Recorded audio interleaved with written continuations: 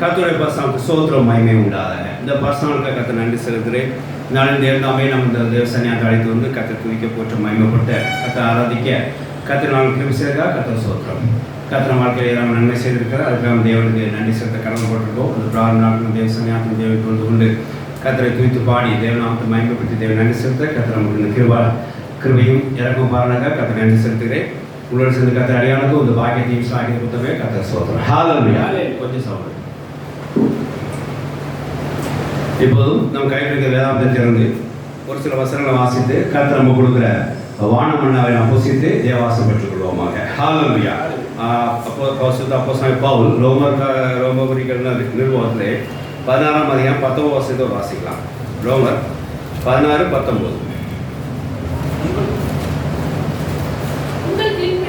உங்கள் கீழ்ப்படிதல் யாவருக்கும் தெரிய வந்திருக்கிறது. ஆகையால் உங்களை குறித்து சந்தோஷப்படுகிறேன். ஆனாலும் நீங்கள் நன்மைக்கு ஞானிகளும் தீமைக்கு பேதையுமா இருக்க வேண்டும் என்று விரும்புகிறேன். ஆமென். தேவனுடைய பரிசுத்த ஸ்தோத்திரம் மகிமை உண்டாதாக. அப்போஸ்தலன் பவுல் ரோமாபுரிக்கு இப்படி கீழ்ப்படிதல் கொடுத்து வார்த்தைகள் எழுத பார்க்கிறோம். கர்த்தராகிய இயேசு கிறிஸ்துவை பற்றி அவர் சொல்கிறார். புறஜாதியாக இருந்தவர்களே இயேசு கிறிஸ்துவை ஆக்க முடியாத இயேசு கிறிஸ்து பற்றியும் அவர் நமக்காக தியாகம் பண்ணதையும் நமக்காக பலியானதையும் நமக்காக உயிர்த்தெழுந்ததையும் ரோமாபுரிக்கு சுவிசேஷமாக அறிவித்து அவர் இந்த கடைசியிலே எல்லாம் சொல்லிக்கொண்டு இவர்களுக்கு கீழ்ப்படிந்தவர்கள் என்று சொல்லும்படியாக அவர் முடிக்கிறார்.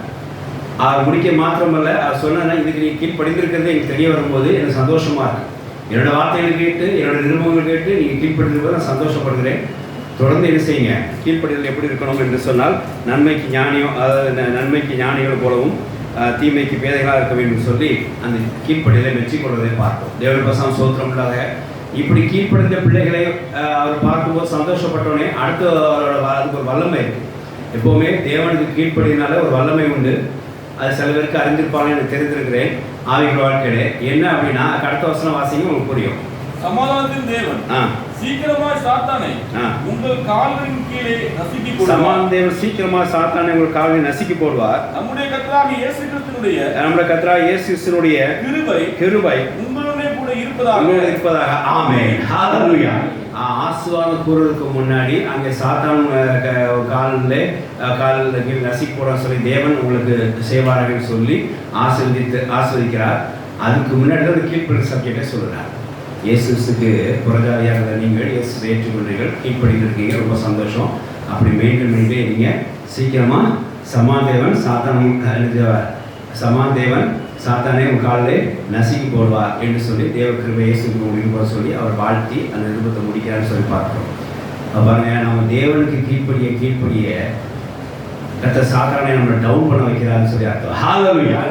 தேவனுக்கு கீழ்ப்படிய கர்த்தர் சாத்தானை நம்ம கீழே பணிய வைக்கிறார் என்கிற காரியத்தை அறிந்து கொள்கிறோம். தேவனுடைய பரிசுத்த ஸ்தோத்திரம் உண்டாதாக. அதனால் கீழ்ப்படிதல் ரொம்ப பிரயோஜனமாக உள்ளது. தேவனுக்கு கீழ்ப்படிதல் ரொம்ப பிரயோஜனமாக உள்ளது. நம்ம ஒரு காரியத்தை ஜெயிக்கணும்னா முதல்ல அந்த இடத்துல கீழ்ப்படிதல் இருக்கணும். இது ஒரு ஆவிக்குரிய ரகசியமாகும். ஒரு காரியத்தை ஜெயிக்கணும்னா அப்படி கெத்தாக இருந்துடக்கூடாது, அப்படி தெம்பா இப்போ பலமாக இருக்குன்னு நினைக்கக்கூடாது. முதல்ல நினைச்ச காரியத்துக்கு அதுக்கு என்னென்ன அந்த காரியத்தை ஜெயிக்கிறதுக்கு எங்கெல்லாம் கீழ்ப்படியணும், எந்தெந்த செக்மெண்ட்டில் என்ன செய்ய ஒபீடியன்ஸ் இருக்கணும், அதை கரெக்டாக செட் பண்ணி அதை கீழ்ப்படிஞ்சால் தான் அந்த காரியத்தை நீங்கள் ஜெயிக்க முடியும். கர்த்தராகிய இயேசு கிறிஸ்து ஒரு மாடல் ரோல். நமக்கு எல்லாமே நமக்கு எல்லாமே அவரே மானார். அவர் தான் நமக்கு மாடல் ரோல். வெளிப்பேர் இப்படி வாசிக்கிறோம். 2ஆம் அதிகாரம் 8 வாசிக்கிறோம். இயேசு கிறிஸ்து சில முடியும் வரைக்கும் என்ன செஞ்சார், மரணப்பத்து வரைக்கும் கீழ்ப்படிந்தார் சொல்லி பார்க்குறோம். அங்கே அவர் தம்மை தாழ்த்தினார் என்று சொல்லி பார்க்குறோம். வாசிக்கலாம். வெளிப்பேர் 2:8, 9, 10.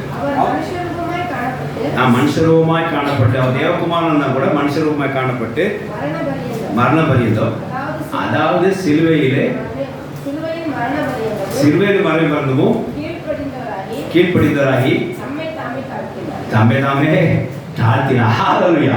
பிற்பாடு அந்த தாழ்த்தினா என்னாச்சு தெரியுமா? சாத்தாங்க தோற்கடிக்கப்பட்டார், கர்த்தர் உயர்த்தப்பட்டார். ஹல்லேலூயா. அடுத்த வசனம் வாசிங்க. எல்லாவற்றும் மேலாக அவர் உயர்த்தி இயேசு நாமத்தில் வானோ பூதலத்தோர் யாவரும் பூமியின் கீழே முழங்கால் யாவும் முடங்குபடிக்கும் பிதாவின் தேவனுக்கு மகிமையாக என்று நாவுகள் யாவும் அறிக்கை பண்ண முடியும். இயேசு கிறிஸ்துவே கர்த்தர் என்று நாவுகள் யாவும் அறிக்கை பண்ண முடியும். எல்லா நாமத்துக்கும் மேலான நாமத்தை அவருக்கு தந்தருளினார். எல்லா நாமத்துக்கும் மேலான நாமத்தை அவர் தந்தருளினார். ஹalleluya. இப்போ 12ஆம் வசனத்தையும் வாசிங்க. 12. ஆதலால் எனக்கு பிரியமானவர்களே, நீங்கள் எப்பொழுதும் கீழ்ப்படிகிறவர்கள். பாருங்க, இங்க ஒரு வார்த்தை நீங்க அண்டர்லைன் பண்ணிக்கணும். எப்பொழுதும், ஆல்வேஸ். ஏன் தெரியுமா? இயேசு கிறிஸ்து கீழ்ப்படுதல், அதாவது மரண பரியந்தமும் என்ன செஞ்சார்? அவர் கீழ்ப்படுத்தார். அப்போ என்ன பாருங்க, அவர் வாழ்க்கையில இயேசு அவர் வாழ்ந்த 33 வருஷம் காலை அந்த கடைசி நிமிடம் வரைக்கும் தேவனுக்கு என்ன செஞ்சார்? கீழ்ப்படிந்தார். அதனால நீங்க வார்த்தை என்ன சொல்றாரு? எப்பொழுதும் கீழ்ப்படிகிறபடியே, எப்போது கீழ்ப்படுத்திருக்கபடியே. நான் உங்களுக்கு சமீபமா இருக்கும் பொழுது மாத்திரமல்ல, நான் பக்கத்துல போய் எப்படி கீழ்ப்படுத்தீங்களோ அப்படியே நான் தூரமா இருக்கிற இப்பொழுதும், நான் தூரமாக இப்பொழுதும் அதிக பயத்தோடும் நடுக்கத்தோடும் உங்கள் ரட்சிப்பு நிறைவேற பிரயாசப்படுங்கள். உங்கள் அழைப்பு ரட்சிக்க பிரயாசப்படுங்கள். அடித்தளம் என்ன வேணும்? கீழ்ப்படுதல். ஹalleluya. எனக்கு பிடிச்ச வார்த்தை எப்பொழுதும் கீழ்ப்படுத்திருக்கபடியே. ஹalleluya. Always. obedience should be in always. சில பேர் பார்த்தீங்கன்னா தெரியும், கூட இருக்கும்போது அப்பா சொல்லுங்கப்பா அப்படி செய்யுங்க அப்படின்பாங்க. என்ன எனக்கு கூட ஞாபகம், எங்கள் அப்பா எனக்கு சில காரியம் கற்றுக் கொடுத்தார். அவர் இறந்தப்போ கூட அதை செய்யணும்னு நினைப்பேன். ஏன்னா அதை செஞ்சால் அப்பா என்னோட வாழ்கிறதா அர்த்தமாக இருக்கும். ஹalleluya. எப்போவுமே நம்ம கூட உள்ளவர்கள் நம்மளோட பிரியும் போது அவர்கள் சொன்னதை நாம் செய்யும் போது அவர்கள் நம்மளோட வாழ்ந்ததாக ஒரு நினைவு இருக்கும். தேவனுக்கு சோத்திரம் உண்டாதாக. அப்படிதான். அப்போ பாருங்க, இயேசு மரண வரைக்கும் கீழ்ப்படுத்திருக்காரு சொல்லிட்டு தான் என்ன செய்ய, எப்பொழுதும் நீங்களும் செய்ய கீழ்ப்படி. அப்படி என்ன அர்த்தம்? இயேசு உங்க கூட எப்போவே இருக்கிறார். அந்த ரட்சிப்பு நிறைவேற வரைக்கும் என்ன செய்வீங்க? காத்திருக்க வேண்டும். கீழ்ப்படிதலோட காத்திருக்க வேண்டும் சொல்றாங்க. கர்த்தருக்கு சோத்திரம் உள்ளதாக. அப்போ கீழ்ப்படிதல் நீங்க எப்போ இருக்கணும்? ஆல்வேஸ் என்கிற பாயிண்டை நீங்க நோட் பண்ணிக்க. எப்போதும் எந்த இடத்துலையுமே, ஏதாவது ஜனவரி மாதம் மட்டும் கீழ்ப்படிஞ்சையா, 2 மாதம் ஒழுங்காக கீழ்ப்படிஞ்சோம், 1 வருஷம் இருந்தோம், 4 வருஷம் கீழ்ப்படிஞ்சோம், கல்யாணம் 3 வருஷத்துக்கு கீழ்ப்படிஞ்சாங்க. இந்த மாதிரி ஒரு கால அளவில் கீழ்ப்படிதல் வச்சுக்க.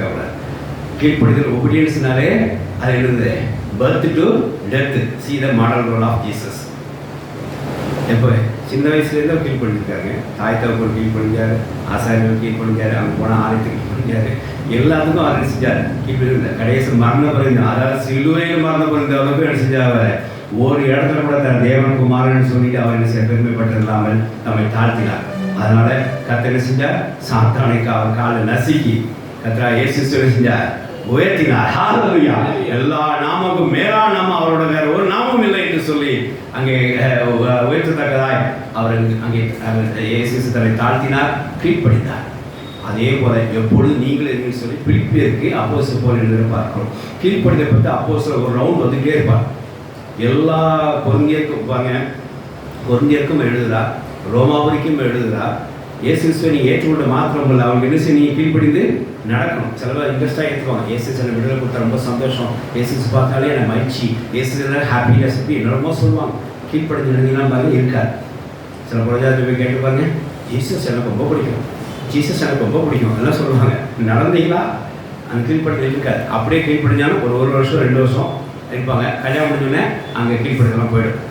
அப்போ எப்பொழுதும் அங்கே இல்லை. ஆனால் இங்கே லேப்ஸ் அதுதான், நம்ம எப்பொழுதும் தேவனுக்கு கீழ்ப்படித்திருக்க வேண்டும் என்று சொல்லி பார்க்கிறோம். கர்த்தருக்கு சோத்திரம் இல்லாதாக. இப்போ பாருங்க, நம்ம வேதாந்த அடிப்படையில் விறுவிறுன்னு வேகமாக வாசிக்கிறோம். எப்படின்னா மாற்றி வாசிங்க. அப்படின்னா எல்லாம் தெரிஞ்ச வசனம் தான். நான் உங்களுக்கு ஒரு சம்மரியாக சொல்கிறேன். எங்கெல்லாம் கீழ்ப்படிதல் இருக்க வேண்டும், எப்படிலாம் இருக்க வேண்டும், அதாவது எப்படிலாம் இருக்க வேண்டுங்கிறது நம்ம செய்தியோட விளக்க உரை. எங்கெல்லாம் கீழ்ப்படுதல் இருக்குங்கிறத ஒரு முன்னுரையாக பார்க்கலாம். வேதாந்த அடிப்படையில் நீங்கள் எங்கெல்லாம் கீழ்ப்படுதல் இருக்கணும் அப்படின்ட்டு, இவங்களாம் பண்ணணுமா, இவங்களாம் கீழ்ப்படியணுமா, இவங்களும் செய்யணுமா, புரஜா இருக்கு அப்படி நினைக்காதீங்க. கர்த்தர் சில வேதாமத்திலே சில கீழ்ப்படுதல் எங்கே யாருக்கு கீழ்ப்படுங்கிற ஒரு நியமம் இருக்குது கொடுக்கப்படும். அந்த நியமத்தை நீங்கள் என்ன செய்யுங்க எடுத்துக்க. ஃபஸ்ட்டு பாருங்கள், உங்களுக்குள்ள எல்டர்ஸ், உங்களை சீனியர்ஸ், உங்களை மூத்தவர்களை நீங்கள் கண்டிப்பாக நீங்கள் அவங்க கீழ்ப்படிஞ்சா. 1 பேர் 5:5 வாசிக்கலாம், வேகமாக வாசிங்க.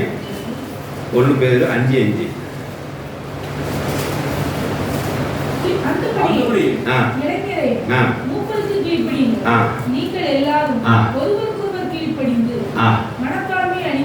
இந்த வசனத்தை நான் அடிக்கடி வாசிட்டுங்க.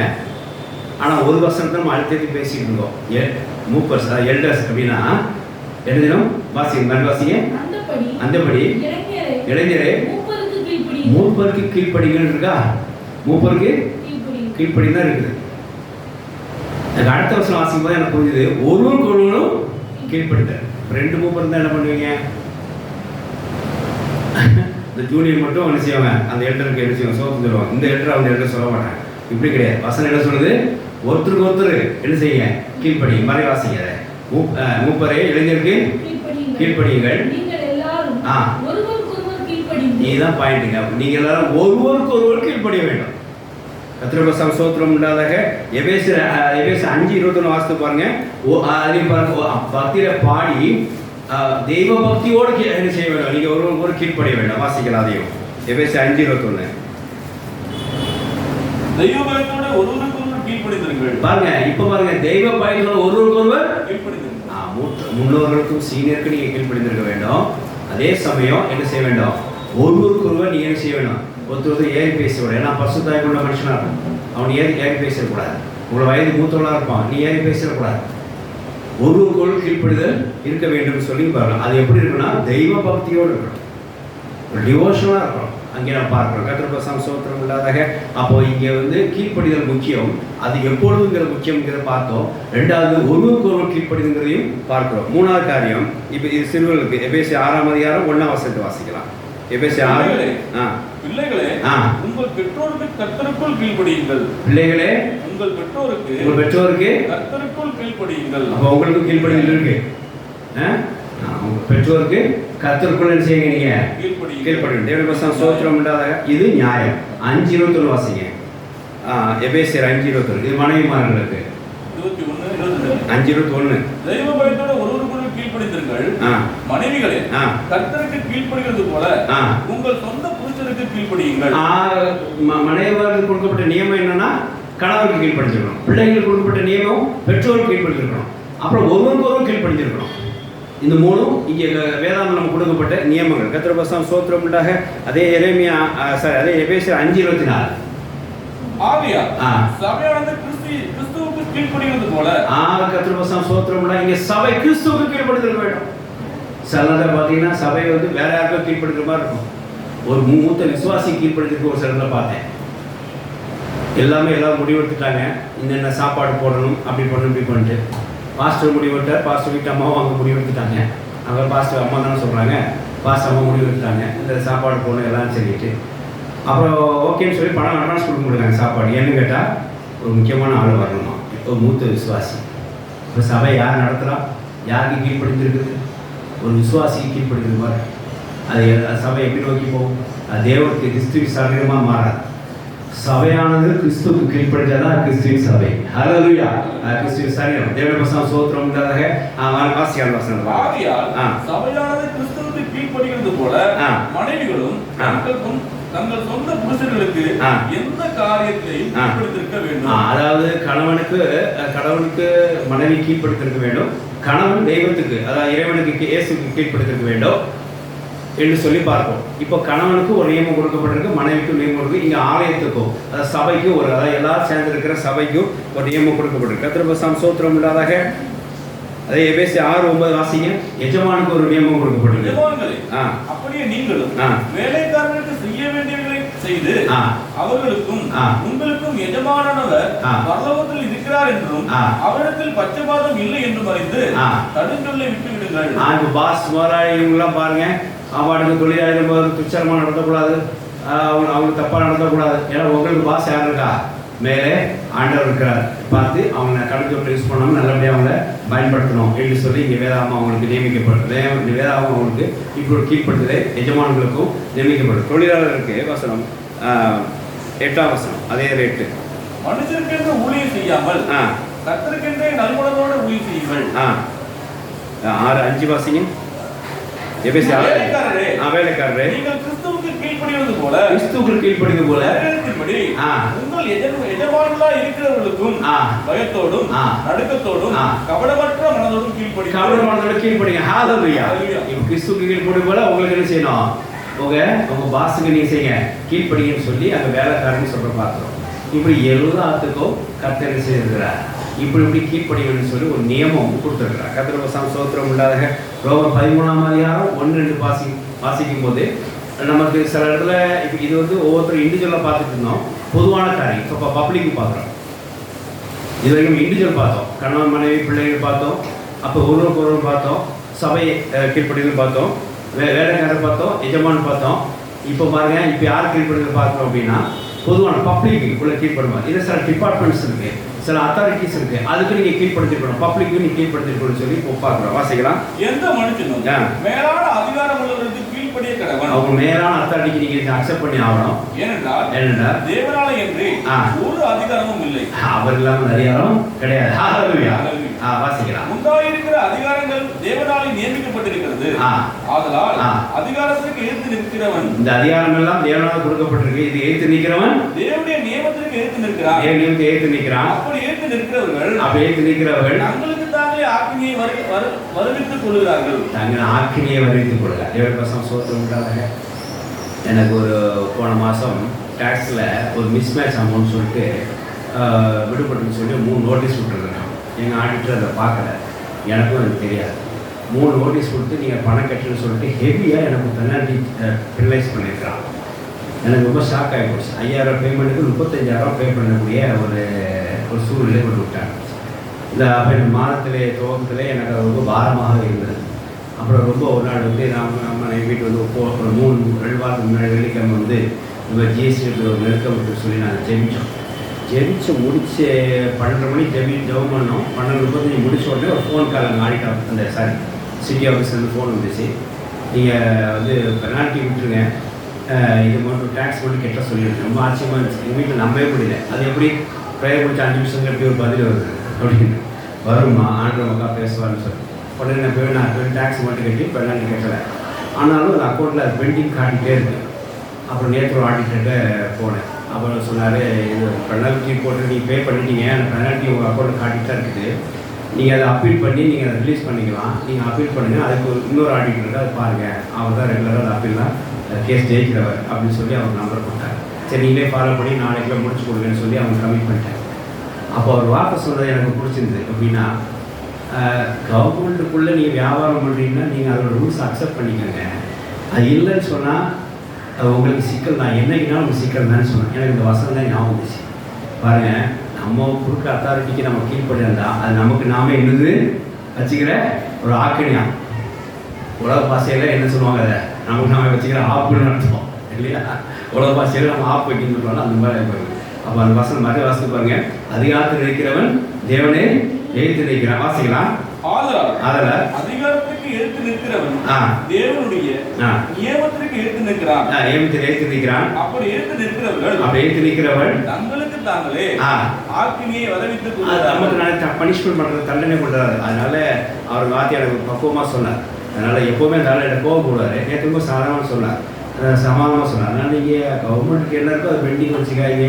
ஜிஎஸ்டி பொறுத்த வரைக்கும் உங்களோட நல்ல நடக்கத்தை காட்டும். நீங்கள் பெண்டிங் வச்சாலும் உங்களோட கான்ட்ராக்டை தப்பாக காட்டும். அதனால் அது செய்யுங்க, உங்களுக்கு ரோசமாக இருக்கும் அப்படின்னு சொல்லி என்னை நல்வழிப்படுத்த முடியாது சில காரியங்கள் சொன்னால் நான் அந்த வசனம் வழியாக ஏற்றுக்கொண்டேன். கொடுத்த அத்தாரிட்டியை நம்ம என்ன செய்யணும், நமக்கு ஒழுங்காக கீழ்ப்படுத்திருக்கணும். அது நமக்கு கற்றுக் கொடுக்குற ஒரு காரியம் தான் என்று சொல்லி உணர்ந்து தேவனுடைய சோத்திரம் உண்டாக. இப்படி பப்ளிக் அத்தாரிட்டியில் நமக்கு என்னென்ன இருக்கோ அது கீழ்ப்படணும். சில நேரத்தில் போலீஸ்காரர்கள் இருப்பாங்க, ஸ்டாஃப் விடுவாங்க, விசாரிப்பாங்க. அது விசாரித்து கேட்கும் போது நம்ம தப்பு கிடையாது. சில இடத்துல பாருங்கள், ட்ரெயின் போகும்போது டிடிஆர் நீங்கள் கீழ்பட்டு தான் இருக்கணும். பஸ்ஸில் போகும்போது ஒரு கண்டக்டருக்கு கீழ்பட்டு தான் இருக்கணும். ஸ்கூலில் டீச்சருக்கு கீழ்பட்டு தான் இருக்கணும். அந்த டீச்சர் என்ன கண்டாலே ஆகாது அப்படிலாம் பேசக்கூடாது. ஆனாலும் ஆகாட்டாலும் சரி நீங்கள் கீழ்பட்டு தான் இருக்கணும். ஏன்னா அந்த டீச்சர் ஹெட் மாஸ்டருக்கு என்ன செய்கிறாரு, கீழ்பட்டுருக்கிறார். அந்த ஹெட் மாஸ்டர் கரஸ்பாண்டன்ட் கீழ்பட்டுருக்கிறார். அந்த கரஸ்பாண்டன்ட் தேவன், அதாவது அவங்க நடத்துகிற மேனேஜ்மெண்ட் கீழ்பட்டுருப்பாங்க, மேனேஜ்மெண்ட் தேவனுக்கு கீழே இருக்கும். இப்படி எப்படினாலும் கத்துற ஒரு இடத்துல அங்கே இருப்பார், டாப்பில் அங்கே இருப்பார். ஹல்லேலூயா. அப்போ அப்படின்னா பாருங்க, அப்போ பப்ளிக்கில் கண்டிப்பாக கத்தர் கொடுத்த அத்தாரிட்டியை என்ன செய்யணும், கீழ்ப்படி தான் ஆகும். தேவனுடைய சோத்திரம் உண்டாதாக. ஆக இந்த காரியத்தை நாம் என்ன செய்ய வேண்டும், சரியாக செய்ய வேண்டும் சொல்லி கத்தர் சொல்கிறார். அவர் கீழ்ப்படுதல் நம்ம வாழ்க்கைக்கு ரொம்ப முக்கியமானதாக இருக்கிறது. அது எப்பொழுதும் இருக்கிறது. அது வீட்டிலே ஒவ்வொருத்தருக்கும் உள்ள கீழ்ப்படிதல் கொடுத்துருக்கிறார். பப்ளிக்கும் கத்தர் கீழ்ப்படிய வேண்டும். இன்னும் ஆட்களுக்கு கீழ்ப்படி கத்தரும் அதுக்கு அனுமதித்திருக்கிறார். அதை கீழ்ப்படுத்தி நாம் செய்வோமாக. தேவனுடைய சோத்திரம் உண்டாக. அப்படி செய்யும் போது நமக்கு எதிரான சக்திகள், சாத்தான வல்லமைகள் நம் காலை நசுக்கி போட முடியாத கத்தர் அதை கொண்டு வந்து செய்வாராக. அப்படியே இயேசு கீழ்ப்படிதல் காண்பித்தார். சாத்தான கால இயேசு காலையில் சாத்தான நசுக்கி போட்டார். கத்தர் நாம் உயர்த்தப்பட்டது. கத்தர் தொடர்ந்து நம்மளை உயர்த்துவாராக. ஹல்லேலூயா. உயர்த்து கத்தர் கர்த்தரை உயர்த்ததுக்கு பெரிய ரகசியம் என்னன்னு சொன்னார், கீழ்ப்படிதல் இருந்தால் அந்த முதல் புள்ளி ஆரம்பிக்கும். கர்த்தர் சோத்திரம் ஆரம்பம் நான் சொல்லியிருக்கிறேன். 100வது படி தான் மேல்படி அப்படின்னா 99 படி இந்த படி தான் கீழ்ப்படிகள் தான். அதனால சரி கீழ்ப்படி இப்படின்னு சொல்லி ஒரு பெந்தேகோஸ்து கன்வென்ஷனில் சொல்கிறார். அவர் பாஸ்டர் சொல்கிறா, எனக்கு ஒரு கருத்து இருக்கு. 100 படியில் மேல்படி தான் மேல்படி, 100ஆவது படி 99 படி கீழ்ப்படிகள், அதனால் நீ கீழ்ப்படி அப்படின்னு சொன்னார் அந்த பாஸ்டர். அதனால் எனக்கு இன்னும் அது ஞாபகம் இருக்குது. அப்போ பாருங்க, அப்போது வந்து நம்ம அந்த படியை உயர்த்தப்படணும்னா மேற்படிக்கு போகணுன்னா you should cross these type of steps. இந்த கீழ்ப்படிகள் நினைச்சு நீங்கள் கடக்கணும். இப்படி தாவி கை போட்டு போயிருவீங்களா? நான் தான் ஒரு யோசனை வரும்போது இந்த எக்ஸலேட்டரில் நான் ஒன்றா போனேன். அந்த படியில் நம்ம நடக்கவே வேண்டாம் தெரியுமா? படியில் நின்று அதுவே நம்ம தூக்கிட்டு போகுது. படி நடக்கணும், படிக்கட்டு இருக்கு, படிக்கணும் சரி, படியில் நம்ம நடக்கணும் அவசியம் இல்லை, அதே போட்டு மேற்படி விட்டுருக்கு. இந்த மாதிரி தான் கிறிஸ்துவ வாழ்க்கை இருக்குன்னு எல்லாரும் நம்பிக்கிறாங்க. முதற்படி ஏறி பார்த்துக்கணும், அப்படின்னு எக்ஸலேட்டர் மாதிரி தேவக்கிரமையாக நினச்சிடணும். 100 படியில் ரீச் ஆகி வெற்றி எனக்கு தேவனுக்கு மகிமை இப்படி சொல்கிற மாதிரி இருக்கும். இந்த 99 படி கிராஸ் பண்ணுறவங்களுக்கு மனசே கிடையாது. இந்த செய்தி முடியல பாருங்கள், நான் ஒரு 5 பாயிண்ட் சொல்கிறேன், அதுக்கப்புறம் தெரியும் இந்த 99 படி நம்ம கிராஸ் பண்ணணுமா வேண்டாமா, அந்த படியெல்லாம் போகணுமா போக வேண்டாமா, ஸ்ட்ரிக்டாக ஜம்ப் பண்ணிடலாமா அப்படின்றது நமக்கு தெரியும். கர்த்தர் வசனம் சோத்திரம் உண்டாக. அதனால் நம்ம மேற்படி அடையணும் அப்படின்னா இந்த கீழ்ப்படி நமக்கு ரொம்ப அவசியம். அது எப்பொழுதும் அவசியம். ஒரு நாள் மட்டுமல்ல, டெய்லி மாத்திரம், அதாவது ஏதோ ஒரு நாள் ஏதோ ஒரு மாதத்துக்கு மாத்திரமல்ல, என்ன செய்யறது எப்பவும் எப்பொழுதும் இருக்க வேண்டும் என்று சொல்லி அப்போஸ்தலர் சொன்னதை நான் உங்களுக்கு துவாவின் நாட்களே ஞாபகப்படுத்துகிறார். கர்த்தர் வசனம் சோத்திரம் உண்டாக. ஆகையால் கீழ்ப்படிதல் நமக்கு எப்பவுமே இருக்க வேண்டும். அது நம்ம உயர்த்தப்படுவோம். அதுக்காக கர்த்தர் நம்ம கொடுக்குற கீழ்ப்படிகளாகும். கர்த்தர் வசனம் சோத்திரம் உண்டாக. நல்ல கேட்டவங்க, கீழ்ப்படிகள் எப்போவுமே நாம் கீழ்ப்படிதல் நமக்கு இருக்க வேண்டும். அது கர்த்தர் நம்மளை உயர்த்தக்காக கொடுக்கப்படுகிற கீழ்ப்படிகள் என்று அர்த்தம். ஹல்லேலூயா. மேற்படி போவதற்காக கர்த்தர் கொடுக்குற கீழ்ப்படிகள் தான் நமக்கு கர்த்தர் கொடுக்கப்பட்டிருக்கிற கீழ்ப்படிதல். ஹல்லேலூயா. இந்த கீழ்ப்படிதலை நாம் தொடர்ந்து செய்வோமா? கர்த்தர் வசனம் சோத்திரம் உண்டாக. இப்போ பாருங்க, இப்போ இந்த கீழ்ப்படிதலை எப்படியா செய்யணும், எப்படி நம்ம சில பேருக்கு பார்த்தீங்கன்னா ஒரு கசப்பான கீழ்ப்படிதல் இருக்கும், சில பேருக்கு வேண்டாவிருப்பான ஒரு கீழ்ப்படிதல் இருக்கும், சில பேருக்கு சனியை தொலைந்து கீழ்ப்படிஞ்சு போகிறேன் அப்படின்லாம் சில பேருக்கு இருக்கும், சில பேருக்கு முறுமுறுத்து கீழ்ப்படிதல் இருக்கும். இதெல்லாம் வேதாந்தம் இருக்கா? நீ ஆதியாகமத்தில் ஆபிரகாம் கொடுத்து ஒரு பாடம் இருக்குது.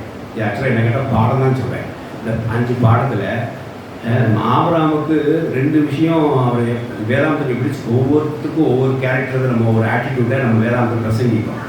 ஆபிரகாமுக்கு என்ன ஆட்டிடியூட் பிரசங்கிக்குன்னா ஃபெய்த் அண்டு ஒபீடியன்ஸ், கீழ்ப்படிதலும் விசுவாசம். அப்படின்னா நீங்கள் ஆபிரகாம் டச் பண்ணாமல் நீங்கள் எங்கேயும் வேதம் போட முடியாது, ரைட்டா?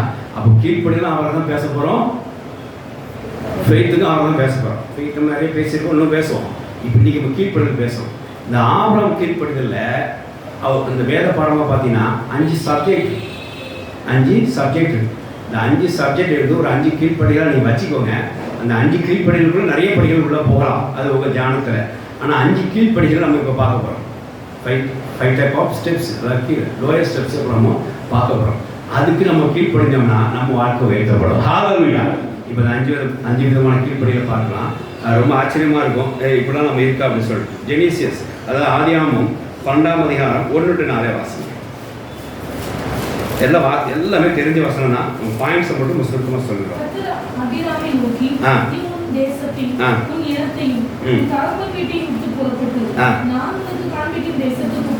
இது வந்து கர்த்தர் வந்து ஒரு பெரிய ஒரு விஷயமான விஷயம் பாருங்க. வார்த்தை மேலே வாசிங்க, அடுத்து வாசிங்க.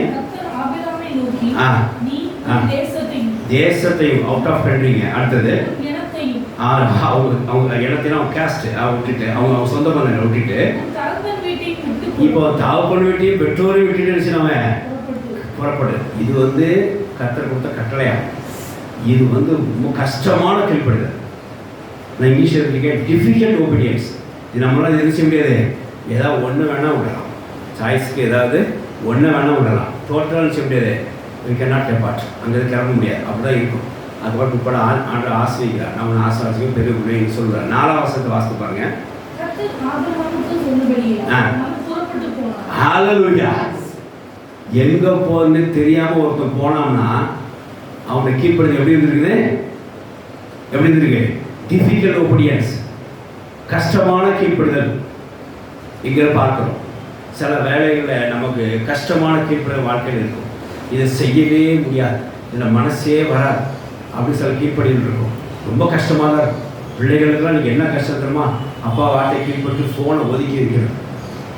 ஃபோன் ஒரு நாள் தொடரப்படாது அப்படின்னா வாழ்க்கையில் அவங்களுக்கு வர கஷ்டம் அதுதான். சாப்பாடு தண்ணி வேணாலும் கூட இருந்துருவாங்க.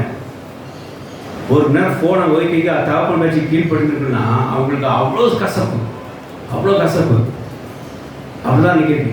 அதே மாதிரி சில வாலிபருக்கு இன்ஸ்டா ஐடியை விட்டு வெளியே வான்னு சொன்னாக்கா இடிச்ச மாதிரி நிற்கிறான். ஒரு கேர்ள் வந்து அப்படி பேய் அடிச்ச மாதிரி இருக்குது. எங்கள் அப்பா வந்து இன்ஸ்டா ஐடியை ரிமூவ் பண்ண சொல்லிட்டார். சொத்தே விற்று சொன்னார், நீ இன்ஸ்டா ஐடியே ஃப்ரீ, அதை அன்ஃபாலோ பண்ணி போயிட்டே இருக்க வேண்டியதுனே. வாய்ப்பை நம்ம விஷயத்தை பாப்பிட்டில் போட்டு கேவலப்படுத்துறீங்க. அதனால் பெற்றோருக்கு துடிக்கும். பிள்ளை பெற்றவன் என்ன பண்ணுவான்? அது வேணாந்தானே சொல்லுவான். எதுக்கு நம்ம விஷயத்தை அங்கே போகிறேன்?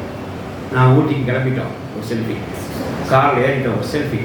போகிற வழியில் என்ன கார்டன், இந்த ஹைவேஸ் ஒரு கார்டன் சார் ரூப் பண்ண இங்கே சாப்பிட்டு கொண்டு போடி ஸ்பெஷல் இங்கே அங்கே ஒரு ஃபோட்டோ, இறங்குறது அங்கே ஒரு ஃபோட்டோ, ஒரு ரூம் போட போகிறோம் அங்கே ஒரு ஃபோட்டோ. இப்போ அவுட் சைட்ஸ் ஷூட்டிங் ஒரு ஃபோட்டோ. பார்த்தீங்கன்னா ஒரு 70 ஃபோட்டோ எங்கே இன்ஸ்டாவில். 4 நாள் கழிச்சு திரும்பிட்டோம், வந்துட்டோம், போயிட்டோம். வீடு கதை திறந்துருக்கு, வண்டியை காணல, பைக் மிஸ்ஸிங் போச்சா. நீ இவ்வளோ போட்டால் அந்த பைக்கை திருடாமல் என்ன பண்ணுவான்? இப்போ வண்டவாடெல்லாம் எங்கே போட்டானுங்க? 3 நாள் டெல்லி சுற்றி போயிட்டு இருக்கிறது தெரிஞ்சு போச்சு. க்ளீனாக இவங்க ஃபாலோவர்ஸ்லாம் என்னங்க? அவங்களுக்கு தொடர்ந்து பிடிச்சிட்டு இருக்கிறான். நீ எல்லாம் பார்த்துருப்பா, லைக் போட்டே இருப்பான். அதெல்லாம் அவன் தம்பி என்ன செய்வான்? அவன் வீட்டில் ஆள் இல்லையா அப்படின்னு சொல்லிட்டு ஒரு வீட்டில் மேலே போய் தண்ணி அடிச்சுட்டு இருக்காங்க. வீட்டில் ஆள் இன்ஸ்டாகிராமில் போட்டுருக்கான்னு சொல்லிட்டு ஒரு குரூப்பு எப்படி ஃபோட்டோவில் போட்டாங்க, எல்லாம் போயிட்டாங்கன்னா அதனால் மேலே பக்கத்தில் மாட்டில் ஏறி உட்காந்து அந்த ராத்திரி பிள்ளை தண்ணிச்சு பார்த்துருக்காங்க ஃப்ரீயாக. எவ்வளோ பாருங்கள், இவங்க களியாட்டம் பண்ணுறதுக்கு இவங்க இவ்வளோ கீழ்படுது. அப்போது சரி நான் எதுக்கு சொல்ல வரேன்னா, இந்த இன்ஸ்டா ஐடி இதெல்லாம் தயவுசெய்து தகப்பமாக இருக்கு கீழ்படுத்தி வெளியே வந்துடுங்க. நாளைக்கு அது நான் மறுபடியும் சொல்லிட்டேன், இந்த சில நியமங்கள் கற்றுக் கொடுத்துருக்கிறார். இந்த நியமங்களுக்கு கீழ்ப்படியாமல் இருக்கிறது நமக்கு நாம வச்சுக்கிறது அது ஆக்கினியா. இது முன்னாடி வசனத்துக்கு நான் சொல்லலை, ரோமரில் சொல்லப்பட்டிருக்கு. ஒரு கீழ்ப்படிதல் இருந்தால் அது அக்செப்ட் பண்ணிக்கங்க. கஷ்டமாக இருக்கும், அக்செப்ட் பண்ணிக்க. இல்லைன்னா உங்களுக்கு நீங்கள் ஆக்கினியை வரவேற்றுக் கொள்வீர்கள். ஆபிரகாமுக்கு ரொம்ப பெயின்ங்க, ரொம்ப பெயின்ஃபுல் இதான் இந்த இடத்துல. இந்த ஒபீடியன்ஸ் ரொம்ப பெயின்ஃபுல். கர்த்தர் போக சொல்லிட்டாரு, கண்ட்ரி விட்டு போக சொல்லிட்டார், என் தகப்பனை விட்டு போக சொல்லிட்டார், என் சொந்த பந்தம் விட்டு போக சொல்லிட்டார். அங்கே போய் அனாதையாக இருக்கிறதா? பிற்பாடு பாரு, நீ அனாதையில் சொல்றதுக்கு அனாதை இல்லைன்னு சொல்றதுக்கு பெரிய குடும்பம் பின்னாடி இருக்குது வருது அப்படின்னு கற்று சொன்னார். சரி ஆண்டவே அப்படின்னு சொல்லிட்டு வாசிக்கலாம். இப்போ புறப்பட்டு போனான். அதாவது இதுதான் திக்குமுக்கு தெரியாமல் எங்கே போகிறதுன்னு தெரியாமல் கண்மூடித்தனமாக உள்ள கீழ்ப்படிதல். இதுக்கு பேர் முதல் கீழ்ப்படிதல் டிஃபிகல்ட் ஒபீடியன்ஸ், கஷ்டமான கீழ்ப்படிதல். என்னைக்காவது உங்கள் தகப்பனுக்கு, உங்கள் பெற்றோருக்கு, உங்கள் டீச்சருக்கு, உங்கள் குருமார்களுக்கு கஷ்டமான கீழ்ப்படிதல் இருக்கா? அதை நீ செய்யணும். அதை செய்யும் போது உங்கள் ஆசை உண்டாகும். இன்னைக்கு எனக்கு விமல் வருவான்னு சொல்லி காலையில் செய்தி எழுதும்போது கற்று உணர்த்தினார். அப்போ அந்த பாயிண்ட்டை சொல்லுறதுலேயே கற்று உணர்த்தினார். அவருக்கு ஒரு பேஸ்ட் வாங்கிட்டு சொல்லியிருந்தேன். ஒரு 2 மாதம் முன்னாடி பல்லுக்கு ரொம்ப பேஸ்ட்டு தேவைப்பட்டுச்சு. அவர் சொல்லியிருந்தேன். அவர் மறந்துட்டார். 1 மாதம் கழிச்சு அவர் என்னையா பல்வெளிக்கு ஆத்திரவசம் கேட்டால் நீ என்ன 1 மாதம் கழிச்சு கொடுக்குறேன்? அது மனுஷன் சொல்லி மனுஷன் பேஸ்ட்டு கொடுத்தார். இப்போ பேஸ்ட் மாதிரி தேவைப்பட்டுச்சு. நான் வெள்ளிக்கிழமை அவர்கிட்ட கேட்டேன், நேற்று வருவான்னு எதிர்பார்த்த வரல, இனி செய்தி இருக்கும்போது நீங்கள் அவர் வருவான்னு கற்று உணர்த்தினா. ஹல்லேலூயா. ஆமாம். அப்போ பாருங்களேன், அன்னைக்கு கீழ்ப்படிந்தாலும் தெரியல, இன்னைக்கு கீழ்ப்படிவாருங்கிறது எனக்கு சந்தோஷம் உண்டு. தேவனுடைய வசனம் சோத்திரம் இல்லாதாக அவர் இங்கே வந்து அது பேஸ்ட்டை கொடுக்குறது கஷ்டமான காரியம் எனக்கு தெரியும். ஆனாலும் அவர் என்ன செய்வார்? கீழ்ப்படிவார். ஹல்லேலூயா. தேவனுடைய வசனம் சோத்திரம் இல்லாதாக அதனால சில இடத்துல கீழ்ப்படிக்கிறது ரொம்ப கஷ்டமாக இருக்கும். சாது பாஸ்டர் ஒரு நாள் வேடிக்கையாக நாங்கள் வந்து ஊழியர் மாநாட்டில் மீட்டிங் வந்து பேசிட்டு மாதிரி சொல்கிறோம். அப்போ தான் நம்ம ஐயா இருந்து தலைவர் யார் சூஸ் பண்ணால் அப்படி பேசிட்டு இப்போ சொன்னார். மீட்டிங்கில் பேசிட்டு போது கீழே உட்காந்து பேசிட்டு இருக்கோம். அந்த தலைவர் தான் நம்ம அவர்கிட்ட கைகட்டி நிற்கணுமையா, இந்த தலைவர் வந்து இவர் கைகணுமா, இவர் நம்ம போட்டு வரட்டி எடுத்துருவாயா அப்படின்னு பேசிகிட்டே இருக்கும்போது சொன்னார். கீழ்ப்படுதல் என்னையா அப்படின்னு கேட்டார். சார் என்ன நமக்கு பிடிக்காத ஆளுக்கு கீழ்ப்படுத்திட்டு தான் கீழ்ப்படுதல் அப்படின்னா அப்படின்னா பிடிச்சிருக்க ஆளுக்கு போய் கீழ்ப்படுத்தி அது பேர் ஐக்கியா, அது இணைந்து இருக்குது, அது போய் கீழ்ப்படுத்தி என்ன ஒன்று ஏமாற்றிட்டு இருக்காதிரும் அப்படின்னு சாது பாஸ்டர் சொல்லிருக்கு வார்த்தை. அது எங்கேருந்து அறிஞ்சிட்டாலும் எனக்கு தெரியல. உடனே மோனையா நோட் த பாயிண்ட் அப்படின்னாரு. என்ன பாரு, நான் நோட் பண்ணிட்டேயா அப்படின்னா, பிடிக்காத ஆளுக்கு கீழ்படிஞ்சாதான் என்னது அது கீழ்படிதல். இந்த தலைவர் வந்தால் தான் நான் இருப்பேன், இந்த தலைவர் வந்தால் தான் நான் இப்படி செய்வேன், இந்த அதெல்லாம் எது சும்மா உங்களுக்காக அதாவது அப்படின்னா எல்லாம் சேர்த்து செய்து தப்புக்கான ஒரு ஐக்கியமாக அப்படி செய்யக்கூடாது. நீங்கள் உண்மையாக இருக்குன்னா உங்களுக்கு எந்த தலைவருக்கு போய் செய்வீங்க, நீங்கள் உத்தமமாக கீழ்படுத்திடுங்க. கத்திர சோத்திரம் உண்டாதாக. அப்போ கீழ்படுத்த கஷ்டமானதுக்கு கீழ்படுதல். என்னால் முடியாத காரியம் அதை செஞ்சு காட்டியா. ஏசு கடைசி வரைக்கும் கீழ்படிந்தாலும் என்ன நினச்சிட்டு இருக்கீங்க? ஈஸியான வேலை நினச்சிட்டீங்களா? கஷ்டமானதுங்க. கதறினாங்க. எஸ்எம் தோட்டத்தில் ஒரு வரியோட நம்ம பார்த்துருக்குறோம். யோசிச்சு பாருங்க, சின்ன யோசிச்சு பாருங்க. சேனல்ஸெல்லாம் வெளிப்படுத்தலாம் உட்காந்து ஏசு அவர் வளரும்போது அந்த அந்த வேறையானது ஒரு பாறையில் எத்தோரியா விழுந்து சொல்லி ஒரே வரியை நம்ம ஜோம் பண்ணி திரும்ப பிடிச்சிக்கிறோம். ஜான் பண்ணி பாருங்க, தண்ணி வந்து ரத்தம் வந்து விழுதுனா கதறி இருக்கணும். அவர் ஆண்டவரே சித்தமான பாத்திரம் நீங்கள் கடவுள் கதறி இருக்கணும், புலம் இருக்கணும், தன்னுடைய சரீரத்தோட வேகத்தை விட்டு கீழே இறங்கி டவுனாக இருக்கணும். அப்படின்னா தான் அந்த மாதிரி நடக்கும். அந்த மாதிரி செஞ்சார். ஆனாலும் சித்தமுடைய ஆகிறது கீழ்ப்படிந்து கொடுத்து ஹalleluya. உடனே தேவதூதன் பாராட்டுறாங்க. ஹalleluya. பலனி அந்த இடத்துல அவர் பலவீனமாக இருந்தார். அந்த இடத்துல பாருங்க, அவர் கீழ்ப்படிதல் எப்படி இருந்துச்சு பாருங்க. அவர் கடைசி வரைக்கும் மரணம் வரைக்கும் கீழ்ப்படிந்தார். அவர் கஷ்டப்பட்டாருங்க. இந்த ஜபத்தை ஏன் நான் சொல்றேன் அப்படின்னா, அந்த ஜபம் செஞ்சது கஷ்டமான ஜபம். நீங்கள் நம்ம அந்த மாதிரி பாடலை ஜெபிக்கவே முடியாது. நமக்கு இந்த மாதிரி பாடலை வந்து நம்ம வாயை அடைச்சி போயிடுவோம், தூக்கம் தான் வரும், இல்லைன்னா இங்கே ஓடி கொண்டு தான் வரும். ஆனால் தேவனை செஞ்சார், கீழ்ப்படிந்து ஜெபிச்சார், சுத்தமானது செய்யப்படும் சொல்லி செஞ்சார். கத்திரபசாம் சோத்திரம். இந்த கஷ்டமான கீழ்ப்படிதலை நீங்கள் ஏற்றுக்கொள்ளுங்க. You should accept this type of difficult obedience. You should accept it. You should not neglect it. You should not ignore it. என்ன இருந்தாலும் முடியாதுங்க, என்ன இருந்தாலும் அதை செய்ய முடியாதுங்க. இதெல்லாம் வாய்ப்பே கிடையாதுங்க. இந்த மாதிரிலாம் செய்ய முடியாது. சில இடத்துல அப்படிதான் மாமியாருக்கு மருமகள் வந்து மாமியார் கஷ்டப்பட கீழ்ப்படி ரொம்ப சிரமமாக இருக்கும். சில இடத்துல கணவன் முறுப்பார், திருக்குறு வருவார், இந்த முருங்கைக்காய் வரைச்ச மாதிரி விரைச்சிட்டு வருவார் கணவன். மனைவிமார் வேறு வழி இல்லாமல் கீழ்படிச்சு தான் ஆகணும். நோக்கம் என்னன்னு தெரியுமா? அது என்ன ஒரு மனைவிகளுக்கு ஒரு பெரிய ஒரு ஒரு வரப்பிரசாதம் சொல்லுவேன். என்ன தெரியுமா? நீங்கள் கணவர்கள் கீழ்படிஞ்சா கிறிஸ்துக்கு கீழ்படிஞ்சா அர்த்தமா. இப்போ நமக்கு என்னது ஒரு அக்னாலஜ்மெண்ட் நமக்கு கிடைச்சிச்சு. இப்போ நமக்கு என்ன செய்ய வேண்டியது? நம்ம கிறிஸ்துவ கீழ்படிச்சிருக்கோம், நமக்கு டவுட் வந்துட்டு இருக்கு. ஆனால் மனைவிகளுக்கு ஒரு வரப்பிரசாதம் தெரியுமா? அவங்களுக்கு டவுட்டே வராது. ஏன்னா நான் என்ன செய்ய கணவனுக்கு கீழ்படுத்திருக்கேன், அதனால் கிறிஸ்துவ கீழ்படி ரொம்ப அச்சாரமாக சொல்கிறேன். ஹalleluya. இப்போ விமர்ந்து கேட்பாங்க, ஐயா நீங்கள் எப்படி கிறிஸ்துவ கீழ்படி ஒத்துக்கிறீங்க? கொஞ்சம் டவுட் தான் வருது அப்படின்னு சொல்கிறோம். அப்படிதானே நம்ம சொல்கிறோம், ஆண்டு சொல்கிறோம், செஞ்சுட்டோம், எத்தனை சொல்லாமல் இருந்திருப்போம். ஆனால் மனைவிமாருக்கு ஒரு பெரிய கிஃப்ட் என்ன தெரியுமா? நான் வீட்டுக்கார சொன்னேன், இன்னைக்கு காலை சொன்னேன், எல்லாமே நான் செஞ்சுட்டேன்ப்பா, அதனால் கிறிஸ்துவ அப்படின்னு சொல்லி ஒரு அக்செப்டன்ஸ் அவங்க கிடைச்சது, ஒரு சாட்சி கிடைச்சது, ஒரு அக்னாலஜ்மெண்ட் கிடைச்சது.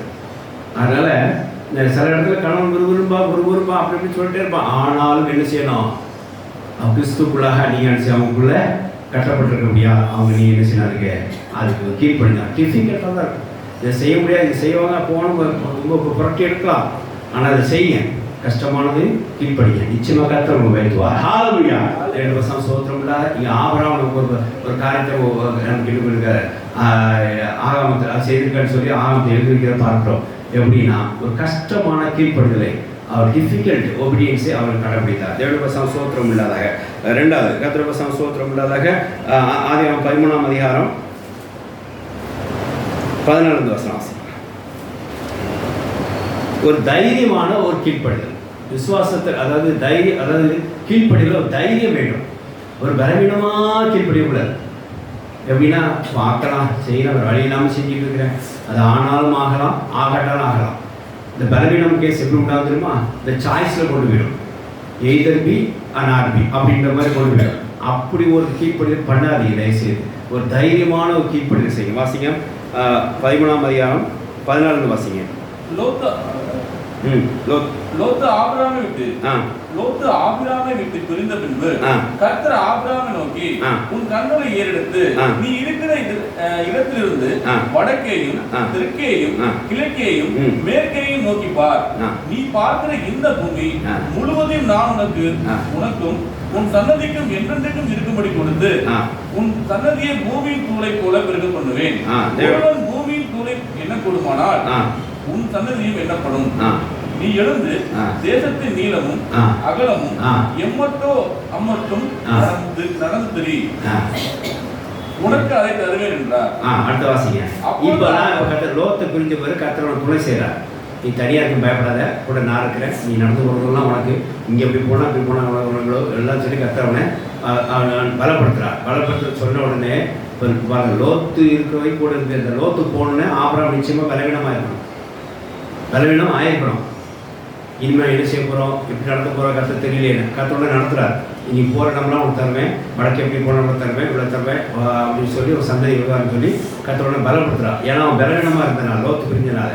ஆனாலும் கர்த்தர் அந்த பலவீனமாக அந்த வார்த்தை சொன்ன உடனே இப்போ ஆபிரகாம் தைரியம் ஆனதான்னு சொல்லி பார்க்குறேன். எப்படின்னா அடுத்த வருஷம் வாசிங்க. அப்பொழுது ஆபிரகாம் கூடாரத்தை பெயர்த்து கொண்டு போய் தேவனுடைய பிரசன்னம் ஸ்தோத்திரம் இல்லாத இந்த பாயிண்ட்லாம் நீங்கள் யோசித்து பார்த்துக்கோங்க. அங்கே முதல்ல பார்த்தோம் அந்த கஷ்டமான காரியத்தை உடனே புறப்பட்டு போனால், யோசிக்காமல் புறப்பட்டு போனால், செகண்ட் தாட் இல்லாமல் புறப்பட்டு போனான். இங்கே என்ன செய்யுமா, உடனே என்ன செஞ்சா தெரியுமா, தைரியமா கூடாரத்தை பிரிச்சா. ஹல்லேலூயா. அவன் தங்கி இருக்க கூடாரத்தை இது யாருக்குமே வராது. ஆனால் அவன் தைரியமாக என்ன செஞ்சான், அவன் காணப்பட்டான். ஏன் தைரியம் பண்ணால், அது பலவீனமாக அந்த கர்த்தர் வார்த்தத்தை கொடுத்த உடனே அது கீழ்ப்படிக்கிறதுக்கு காமிக்கத்தக்கதாக என்ன செஞ்சான், அவன் என்ன செஞ்சான், ஒரு தைரியம் அடைச்சான். நீ தைரியமான கீழ்ப்படிதல் எதுவுமே கிடையாது. நான் அவருக்கு கீழ்ப்படுறேங்க, எனக்கு ஒன்றும் ஆகாதுங்க, நான் செய்வேன். சிலர் சொல்லுவாங்க, அவர் சொல்லிட்டாரு நீங்கள் இப்படி செய்றீங்க அப்படின்னா உங்களுக்கு சிக்கலை மாட்டி விடுவாருங்க, உங்களை போட்டு பார்க்குறாரு, உங்களை தாழ்ச்சி பார்க்குறாரு, உங்களை போத்து விடுறாரு, இப்படிலாம் சில பேர் போர் பண்ணி சொல்லிட்டு இருப்பாங்க. உடனே அப்படி இருக்குமோ அப்படி உடனே செய்ய வேண்டியது கீழ்ப்படியாமல் நின்றுவாங்க. அப்படிலாம் நிற்காதீங்க. உங்கள் பாஸ் உங்களுக்கு கொடுக்கப்பட்ட நியமத்தில் உங்களுக்கு ஒரு வேலையை கொடுத்தாங்கன்னா தைரியமாக செய்யுங்க. ஹல்லேலூயா.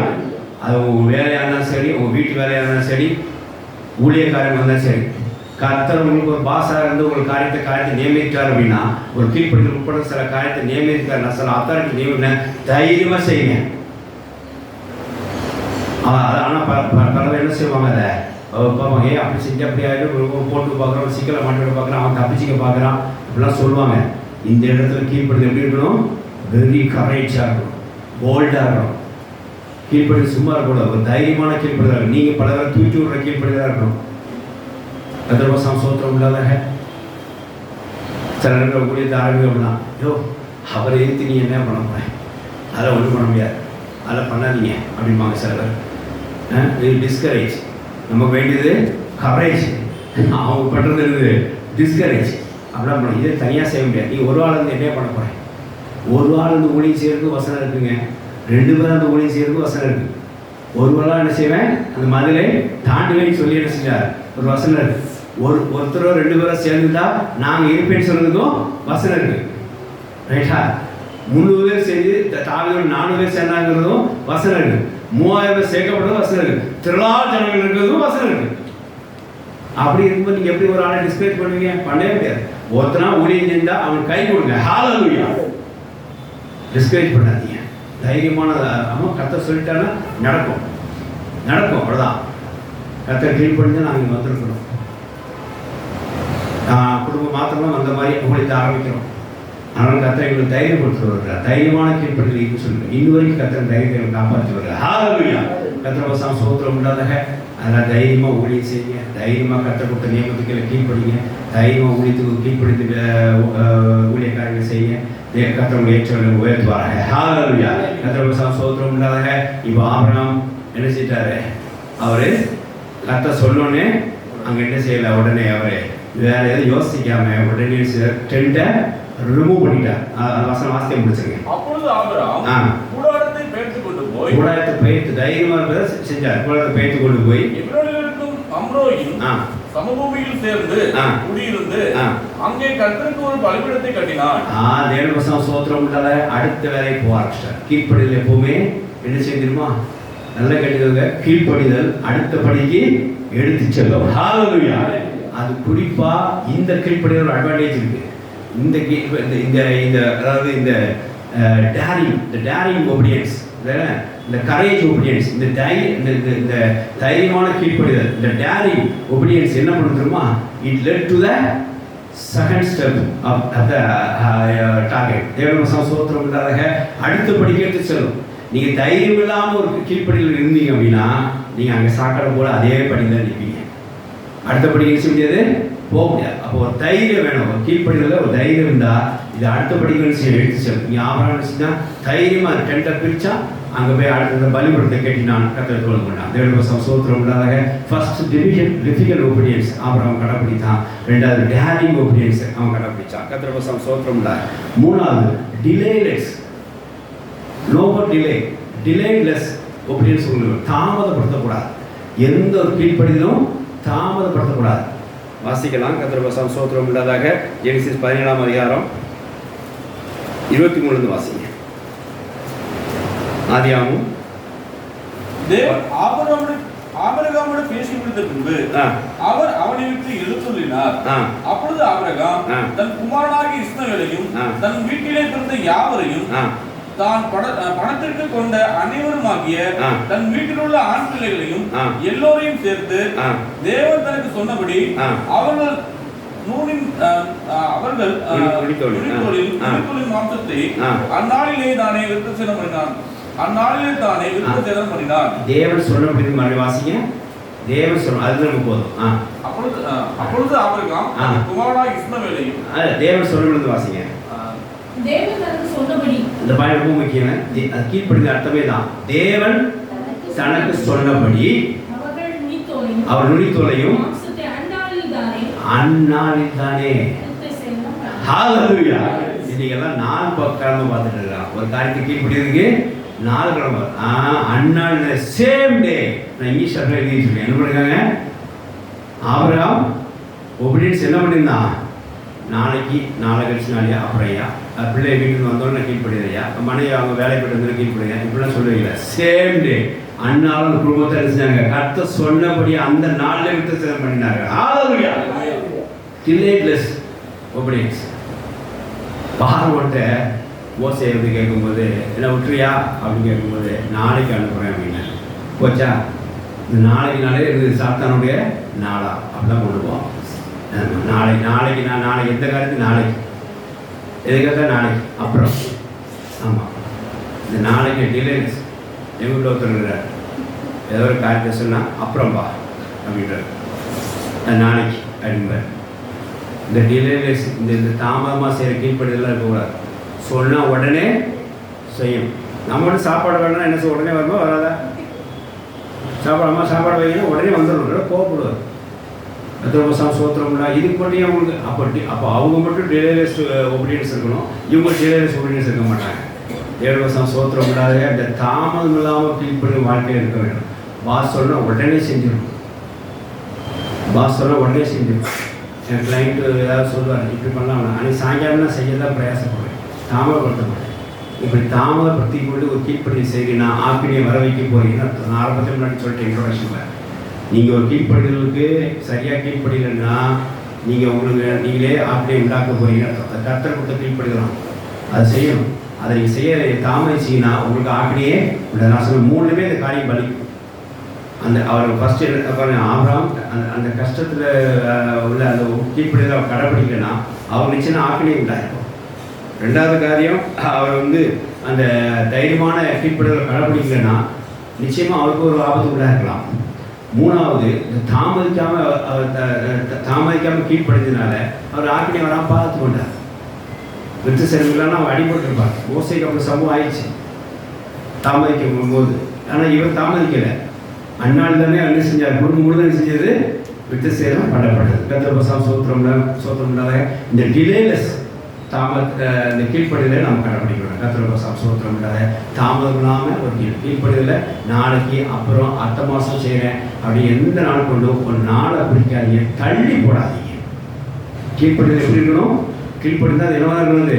It is immediately, it is suddenly, instantly இப்படி தான் இருக்கணும். தவிர சாய்ஸஸ் போய் அப்புறம் நெக்ஸ்ட் அப்படி இன்னொரு நாள் தள்ளி போடாதீங்க. அது ஆக்கினை வர வைக்கும். தேவனுடைய சோத்திரம் இல்லாதாக. ஆகையால் இங்கே ஒரு கீழ்ப்படிதலை நம்ம பார்க்கிறோம். ஒரு அதாவது தாமதமின்றி செய்யக்கூடிய ஒரு கீழ்ப்படிதல் ஆபிரகாம் செய்யலாம். கர்த்தருடைய சோத்திரம் இல்லாத. 4வது பக்திக்குரிய கீழ்ப்படிதல் இல்லை அர்ப்பணிக்கப்பட்ட ஒரு கீழ்ப்படிதல் வாசிக்கலாம்.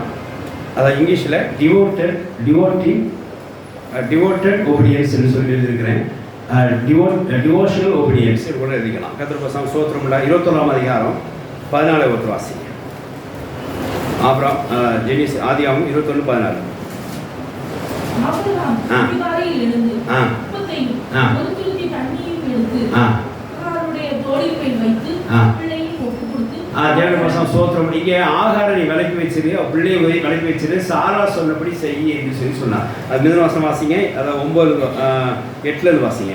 பின்பு எகிப்து தேசத்தாளாகிய ஆகார் ஆபிரகாமுக்கு பெற்ற குமாரன் பரியாசம் பண்ணுகிறதை சாராள் கண்டு ஆபிரகாமை நோக்கி, இந்த அடிமை பெண்ணையும் மகனையும் புறப்பே தள்ளும். இந்த அடிமை பெண்ணின் மகன் என் குமாரனாகிய ஈசாக்கோடே சோதரவாளியாய் இருப்பதில்லை.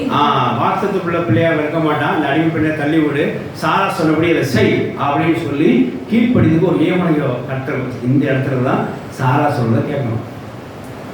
ஆனால் அவர் என்ன செஞ்சாரு, அதை அப்புறம் கடைசி சொல்லி முடிக்கிறேன். இங்கே சாரா சொல்லபடி செய் என்று சொல்லி அங்கே தேவன் வந்து ஆவணம் சொல்கிறார். இது சொன்ன உடனே பயபக்தியாக என்ன செஞ்சார் தெரியுமா? அது ஒரு கசப்பு இருந்தது, உள்ள கசப்பு. ஆனால் பயபக்தி அவர் ஆட்டிட்டு, கர்த்தரோட பயம் டிவோஷன் அர்ப்பணிக்கப்பட்டதுனாலே ஆட்டிட்டு. என்ன தொடர்ந்து வாசிங்க.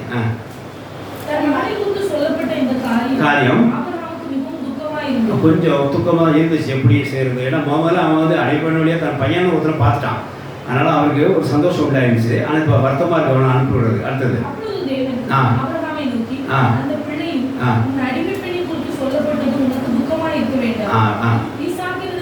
அப்பவும் தேவன் அவனை தேற்றார். விளங்கும் கேள்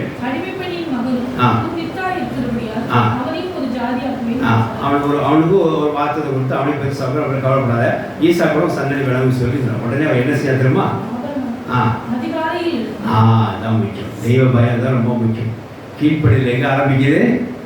it is starting from the early morning, not 7 o'clock, 8 o'clock, 9 o'clock.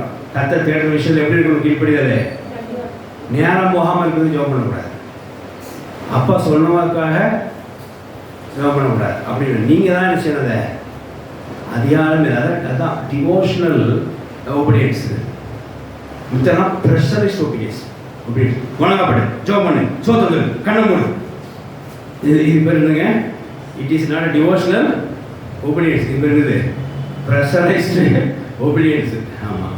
இங்கே இந்த மாதிரி ஏதாவது இங்கே சொல்லுங்களா? கண்ணை மூடுங்க, ஜோம் பண்ணுங்க, முழங்கப்படுங்க அப்படின்னு. இப்படி தான் நீங்கள் எல்லா பெற்றோர்களும் பிள்ளைகளை ஜோம் பண்ணுறது மெத்தடா. அவன் முழங்கப்படும் போதே ஒரு மாதிரி சாந்தி நெருங்கிட்டு தான் முழங்கப்படுவான். அப்புறம் மானத்தை பார்க்க மாட்டாங்க, நீங்கள் கீழே பார்த்து சோத்திரம் அப்படிமா. இதெல்லாம் எப்போ உண்டாகுது? அந்த தெய்வ பக்தி இல்லாத ஜபமாக இருந்தால் அப்படி உண்டாகும். அதற்கோசம் சோத்திரம் இல்லாத அப்படி. அதனால் அப்போ பாருங்க, அப்போ இந்த இடத்துல கர்த்தர் சொன்னபடியே கீழ்ப்படிதல் வேணும் அப்படின்னா ஒரு தெய்வ பயத்தோட, ஒரு பக்தியோட, ஒரு அர்ப்பணித்தோட செய்யணும். அவன் காலமே எழுந்து அந்த பிள்ளைக்கு வேண்டியதும் அந்த அடிமை பெண் வேண்டிய செய்தி உத்தரவு செஞ்சவங்களே அனுப்பினான். வாஸ்தவம் முடிக்கிறாங்க.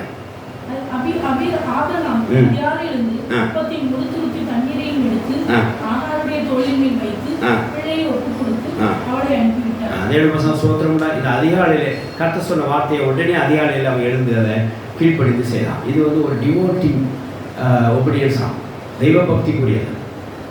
விசேஷமாய் இன்னும் குறிப்பாக சொல்லப்போனால் அர்ப்பணிக்கப்பட்ட ஒரு கீழ்ப்படிதல். சொன்னால் செய்யணும். அது பாருங்க, நான் இந்த தடவை யோசித்து பார்த்தேன். அது சொல்கிறேன், கர்த்தர் சோத்திரம் இல்லாத அது நம்ம அடிமை பெண்ணை பார்த்ததுக்கப்புறம், அந்த பிள்ளையை பார்த்ததுக்கப்புறம் விடணுமா அப்படிங்கிற மனசு அவனுக்கு இருந்திருக்கு. ஆனாலும் கர்த்தர் சொன்னதுனாலே தெய்வ பயத்தோட, வாக்குத்தத்தோட, டிவோஷனாக இருக்கிறதுனால கர்த்தர் அதை செய்ய முடியாத அதுக்கு கர்த்தருக்கு கீழ்ப்படியுமா ஆபிரகாம் அதை ஒப்புவித்தான். கர்த்தர் சோத்திரம் இல்லாத இந்த மாதிரி சில காலத்தில் தெய்வ பக்தியோடு செய்யக்கூடிய ஒரு கீழ்ப்படுதல் நமக்கு தேவைப்படுது. கர்த்தர் சோத்திரம் இல்லாத அது இருக்கும்போது இது செய்யலாமா, இது இருக்கும்போது அது செய்யலாமா, இதுதான் கர்த்தர் சொல்லியிருக்கிறார் அப்படின்றதான். இந்த தெய்வ பயத்தோட ஒரு கீழ்ப்படுதல் நமக்கு எப்போதும் தேவைங்க. அது எதுக்குன்னா நம்ம அதை அப்படி செய்யும் போது தான், வேண்டாத அகற்றும் போது தான் நல்லது இங்கே பலப்படும். அந்த இடத்துல ஆகாரையும் அடிமை பெண்ணையும் அந்த இஸ்மவேலையும் அகற்றதுனால இங்கே நல்லதாகிய வாக்குத்தத்தமாகிய ஈசாக்கு என்ன செய்கிறாங்க? பலப்படுவான். அதுக்காக கர்த்தர் சொன்னார். அதனால் அகற்ற வேண்டிய காரியங்களை சீக்கிரமாக தெய்வ பக்தியோட நம்ம என்ன செஞ்சிடுவோம்? அகற்றிடுவோம். எப்படிங்க? தெய்வ பக்தியோடைய கீழ்ப்படுதல் என்ன? அகற்ற வேண்டிய காரியங்களை கர்த்தர் வாக்குத்தத்த பிரகாரம் சீக்கிரமாய், அதிகாலமே இருந்தால் கூட பரவாயில்ல, சீக்கிரமாக என்ன சொன்னதை அகற்ற வேண்டும். இது தெய்வ பக்திக்குரிய ஒரு கீழ்ப்படாம். இதை நாம் செய்து தொடர்ந்து பரிசுத்தமாக ஜீவிப்போமாக, பார்த்தது நிறைவேறதுக்கு நாம் ஆயத்தமாவாங்க. ஹalleluya. 5வது காரியம் டிலைட்ஃபுல் ஒபீடியன்ஸ். ஒரு ஆச்சரியமான ஒரு கீழ்ப்படிதல், இல்லைன்னா மகிழ்ச்சிகரமான ஒரு கீழ்ப்படிதல். இது ரொம்ப முக்கியங்க. கர்த்தர் நம்ம கொடுத்ததை அவருக்கு சந்தோஷமாக கொடுக்க பழகிக்கிறோம். தசமாக கொடுப்பாங்க, அது கொடுத்துட்டா பிரச்சனை இல்லை. திருவள்ளுவர் ஒரு சம்பவம் நடந்தது. ஏன்னா அவர் தசமாக ஆமாம் 4 தடவை கேட்டு விட்டாரு. இப்படிலாம் தசமாக கொடுக்குறாங்கன்னா 4 தடவை அந்த பாஸ்டர் கேட்டு அங்கே எடுத்துருக்காங்க, தசமாக கொடுத்துருக்காங்க. பாஸ்டர் கேட்பாரா என்ன? கேட்டுருக்காரு. இவங்களும் ஒரு சில கஷ்டத்தாங்க அப்படியே கொடுத்துருக்காரு. தசமானது நீ மகிழ்ச்சியாக கத்தர் கொடுக்குறா. ஹalleluya. அவரோட பிரமாணம் நீ மகிழ்ச்சியாக தேவனுக்கு பலி செலுத்துற மகிழ்ச்சியாக செய்யுங்க. கத்தர் ஆராதனை மகிழ்ச்சியாக செய்யுங்க, துதிபடி மகிழ்ச்சியாக செய்யுங்க. அதுதான் கர்த்தர் உங்களை எதிர்பார்க்குறார். இந்த மாதிரி மகிழ்ச்சியான ஒரு கீழ்ப்படிதலை இங்கே ஆபிரகாம் செய்தார். வாசிக்கலாம் 22ஆம் அதிகாரம் 1 வாசிங்க. இந்த காரியம் நடந்த பின்பு தேவன் ஆபிரகாமை சோதித்தார். எப்படி எனில் அவர் அவனை நோக்கி ஆபிரகாமே என்றார். அவன் இதோ அடியேன் என்றார். அப்பொழுது அவர் உன் புத்திரனும் உன் ஏகசுத்தனும் உன் நேசகுமாரனுமாகிய ஈசாக்கை நீ இப்பொழுது அழைத்துக் கொண்டு மோரியா தேசத்துக்கு போய் அங்கே நான் உனக்கு குறிக்கும் மலைகளில் ஒன்றின் மேல் அவனை தகன பலியாக பலியிடு என்றார். சொந்த பையனே அவர் பலியிடுன்னு சொன்னார். ஆபிரகாம் அதை விட்டு சிந்திக்கவே இல்லை. அதுக்கு ஒரு மகிழ்ச்சி இருந்தது. எப்படி தெரியுமா? அந்த வசனம் வாசிங்க. அதே வசனத்திலே 5ஆம் வசனம் வாசிங்க. அப்பொழுது ஆபிரகாம் தன் வேலைக்காரரை நோக்கி, நீங்கள் கழுதையை நிறுத்தி இங்கே காத்திருங்கள், நானும் பிள்ளையாண்டானும் அவ்விடம் மட்டும் போய் தொழுது கொண்டு உங்களிடத்திற்கு திரும்பி வருவோம் என்றான்.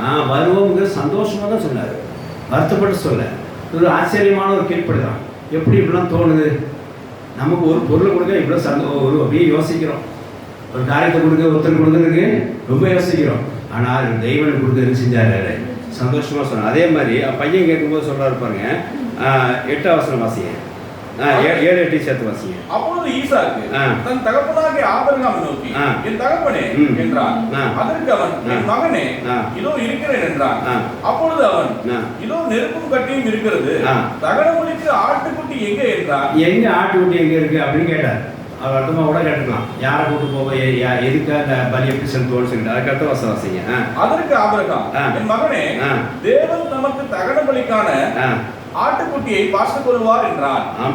அப்புறம் இருவரும் சோதரன் தேவன் அதை பார்த்துக் கொள்வார் என்று மகிழ்ச்சியா சொன்னார்.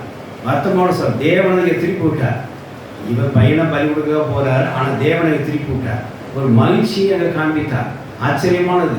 அதே மாதிரி நடந்து பாருங்க. அங்கே ஆட்டுக்குட்டி ஒன்று இருந்தது, அது பலி கொடுத்தார் என்று சொல்லி பார்க்குறோம். இப்போ பாருங்க அந்த இடத்துல அவர் என்ன யெகோவா ஈரே என்று சொல்லி அங்கே பேரிட்டார் சொல்லி பார்க்க. கர்த்தர் ஸ்தோத்திரம் உண்டாக. யெகோவா ஈரே கர்த்தர் சமூகத்தில் பார்த்து கொள்ளும் மகிழ்ச்சியான காரியம். ஹalleluya. கர்த்தர் ஸ்தோத்திரம் உண்டாக. யெகோவா ஈரே மகிழ்ச்சியான ஒரு காரியமாகும். யாரெல்லாம் கர்த்தருக்கு மகிழ்ச்சியாக கர்த்தருக்கு கீழ்ப்படிந்து தேவன் பிரமத கடைபிடிக்கிறோம், அங்கே யெகோவா தேவனாக இருப்பார். ஹalleluya. அவள் தேவைகளை கர்த்தர் சமுதிரம் பார்த்து கொள்ளப்படும். ஹalleluya. அந்த தேவைகளை பார்த்து கொள்ள முடியாமல் இருந்துச்சு அப்படின்னா நீங்க அந்த மகிழ்ச்சியான கீழ்ப்படிதல இல்லைன்னு சொல்லி அர்த்தம்.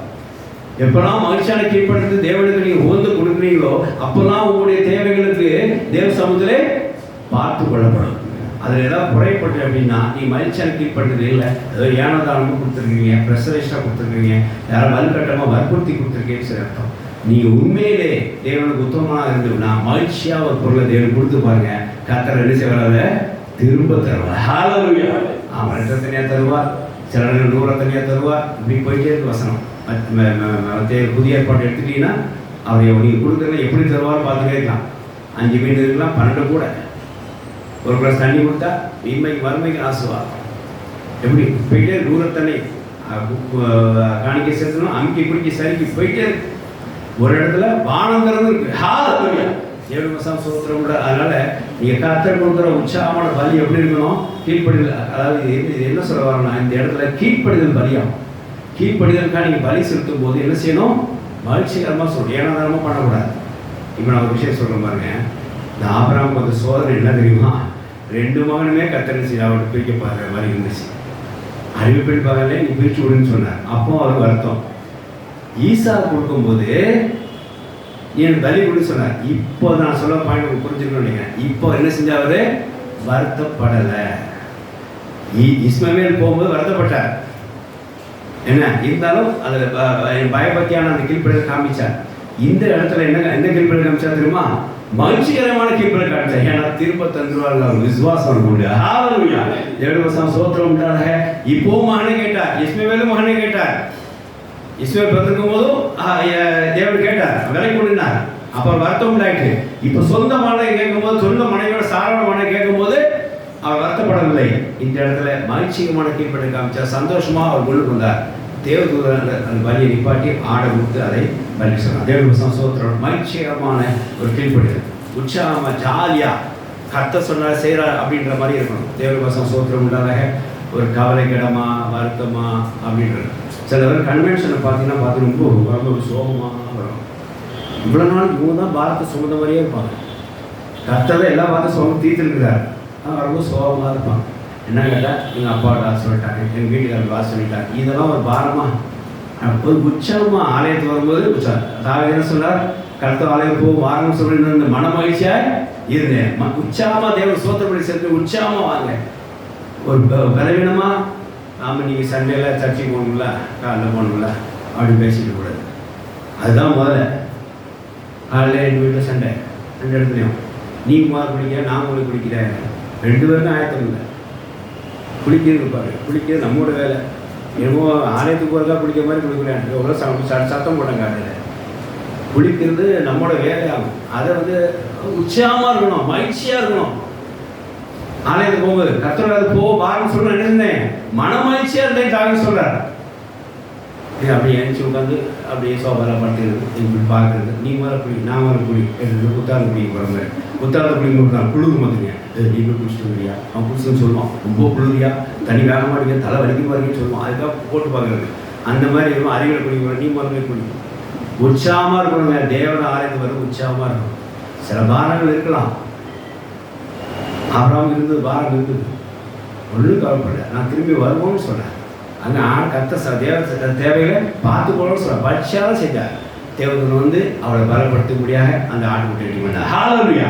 கர்த்தர் சமுத்திர தேவைகளை பார்த்து கொள்ளப்பட்டது. கர்த்தர் சோத்திரம்ல இந்த மகிழ்ச்சியான கீழ்ப்படிதலை நீங்கள் உண்டாக்க வேண்டும். கர்த்தர் சோத்திரம் உண்டாக அதுக்கு நீங்கள் உட்படுத்த வேண்டும். ஆகையினாலே நமக்கு ஒரு 5 விதமான பாடங்களை நாம் இப்போது ஆபிரகாமோட காரியத்தை கற்று வந்திருக்கோம். அதாவது வேதாமத்திலிருந்து வேதம் முழுவதையும் உள்ள கீழ்ப்படிதல் கற்றுக்கொள்ளலை. ஆபிரகாம் காரியத்திலே 5 விதம் கீழ்ப்படிதல். என்ன அப்படின்னா டிஃபிகல்ட் ஒபீனியன், கஷ்டமான ஒரு கீழ்ப்படிதல் அவன் மேற்கொண்டான். 2வது டேரிங் ஒபீனியன், தைரியமான கீழ்ப்படிதல் அவன் மேற்கொண்டான். 3வது டிலேலெஸ் ஒபீனியன்ஸ், தாமதமின்றி செய்யக்கூடிய கீழ்ப்படிதல் அவன் மேற்கொண்டான். 4 பயபக்தி உள்ள ஒபீனியன்ஸ், கீழ்ப்படிதல் டிவோஷனல் ஒபீனியன்ஸை அவன் கை கொண்டான். 5 டிலைட்ஃபுல், ஒரு மகிழ்ச்சியான ஆச்சரியமான சந்தோஷமான ஒரு கீழ்ப்படிதலை அவன் வருத்தத்தோடு செய்யாமல் சந்தோஷமான செஞ்சான். டிலைட்ஃபுல் ஒபீனியன்ஸ் செஞ்சான். இதெல்லாம் செஞ்சனால என்ன உள்ளாச்சு தெரியுமா? ஒரு 3 மகத்தான டைட்டில் அவன் கிடைக்கும். ஜெனியஸ், அதாவது ஆதியாகமம் 17:5 வாசிங்க, கொஞ்சம் வேகம் வாசிங்க. ஆதியாகமம் 17:5, இன்னொருத்தர் யாக்கோபு 2:23 எடுத்து வச்சுக்கோங்க.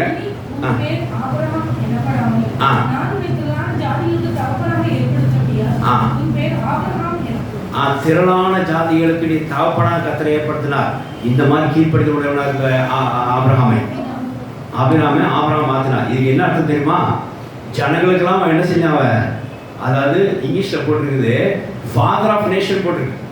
எல்லாத்துக்கும் தகப்பனாக இருக்க முடியாத கர்த்தர் செஞ்சாவன உயர்த்தினார், நியமித்தார். ஹல்லேலூயா. இந்த மாதிரி கீழ்ப்படிதல் செஞ்சானே. நான் சொல்றேன், இந்த கீழ்ப்படி செஞ்சா கர்த்தர் உங்களை உயர்த்துவார். சாத்தானே உன் காலில் நசுக்கி போடுவார். இதெல்லாம் ஒரு பெனிஃபிட்ஸ். இப்படி சொல்லி பார்த்தோம். எடுத்த உடனே முன்னுரையாக தான் பார்த்தோம். அப்போ இந்த மாதிரி கீழ்ப்படிதல் மரண பரியந்தம் அது எப்போதும் செய்யும்போது இந்த காரியத்தை உண்டாகும் சொல்லி பார்த்தோம். ஆபிரகாம் எப்போதும் செஞ்சான். செஞ்சு என்ன செஞ்சான்? எல்லா ஜாதிகளுக்கும் என்ன செஞ்சாவன்? நேஷன் தகப்பனாவன் மாறினான். இவ்வளோ டைட்டில் அவனுக்கு கொடுக்கப்பட்டது. 2வது யாக்கோபு 2:23. இதில் ரொம்ப ஆச்சரியமாக இருந்துச்சு. வாசிக்கலாம். யாக்கோபு 2:23 வாசிக்கலாம். தேவனை விசுவாசித்தார், அது அவருக்கு நீதியாக எண்ணப்பட்டது என்கிற வேதவாக்கியம் நிறைவேறிற்று. அவர் தேவனுடைய சிநேகிதன் எனப்பட்டார். ஹல்லேலூயா. தேவனுக்கு ஃப்ரெண்ட் ஆக முடியுமா? ஆகலாங்க, ஆகலாம். எப்போ ஆகலாம்? இந்த மாதிரி கீழ்ப்படிதல்ல நீ காணப்படும் போது. ஹல்லேலூயா. தேவனுக்கு சிநேகிதன் என்று சொல்லத்தக்கதாய் ஆபிரகாம் மாற்றப்பட்டான். 2வது டைட்டில் ஆபிரகாம் கொடுக்கப்பட்டது. இந்த மாதிரி கீழ்ப்படிதல் உடையவனாக இருந்த முடியாது. 3வது பாருங்க, ரோமர் 4ஆம் அதிகாரம் 1 வாசிக்கலாம்.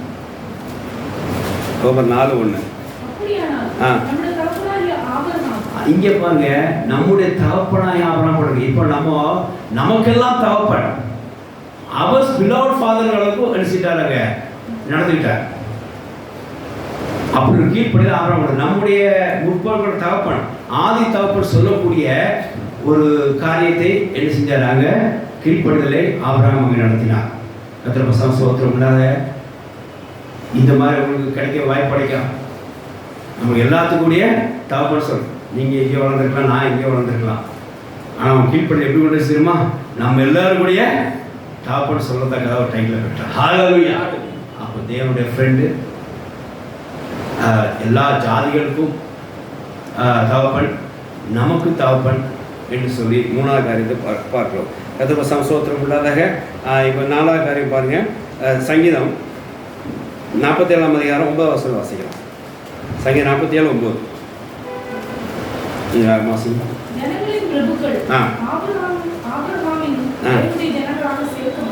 ஆமென், ஹல்லேலூயா. பிரபுக்கள் எப்படியுமா இங்கே சொல்லப்பட்ட வார்த்தை பாருங்க, ஆபிரகாம் தேவனுடைய ஜனங்களாக சேர்க்கணும். இப்படி ஒரு டைட்டில் வாழ்க்கையில் நமக்கு கிடைக்குமா? தானுடைய தேவன் அப்படி சொல்றதுக்கெல்லாம் கிடைக்குமா? அப்படிலாம் இருந்திருப்பார். எலியாவின் தேவன் இப்படிலாம் அமையணும். என்ன, ஆபிரகாமின் தேவன் சொல்ற மாதிரி என்னோட தேவன் சொல்லத்தக்கதா, என் பேர் சொல்ல தேவன் கிடைக்கும். அந்த மாதிரி கீழ்ப்படிந்தா அப்படி அமையும். பிறப்பாங்க தானு தேவன் தான் அங்கே வந்து சோமாபி கொடுத்தாரியா அப்படின்னு சொல்கிறவங்க நடந்து போமா? இந்த மாதிரி கீழ்ப்படுதல் இருந்தால் நீ என்ன, அந்த நாமம் உங்களுடைய பேர் உங்களுக்கு கிடைக்கும். ஹல்லேலூயா. தேவனுடைய ஸ்தோத்திரம் உண்டாதாக. ஆகையினால இங்கே என்ன செய்ய பார்க்கிறோம், ஆபிரகாமின் தேவனுடைய ஜனங்களாக சேர்க்கப்பட்டாங்க. தேவனுடைய ஸ்தோத்திரம் இப்படி ஒரு டைட்டிலாம் கிடைக்கணும். தேவனுடைய ஸ்தோத்திரம் உண்டாதாக. ஆகையினாலே லூக்கா 14ஆம் அதிகாரம் 23 வாசிக்கலாம். லூக்கா 16:23. இங்கே ஆபிரகாமுக்கு ஒரு பொசிஷன் கிடைச்சது, ஒரு ஸ்டேட்டஸ் கிடைச்சது இந்த கீழ்ப்படுதனால. வாசிக்கலாம். லூக்கா 16:23. நான் இதோட பெனிஃபிட்ஸ் கர்த்தர் எப்படி அவனை உயர்த்தினாருங்கிறத சொல்லிட்டு இருக்கிறேன். அந்த கீழ்ப்படுதனால கர்த்தர் எப்படி உயர்த்தினார் வாசிக்கலாம்.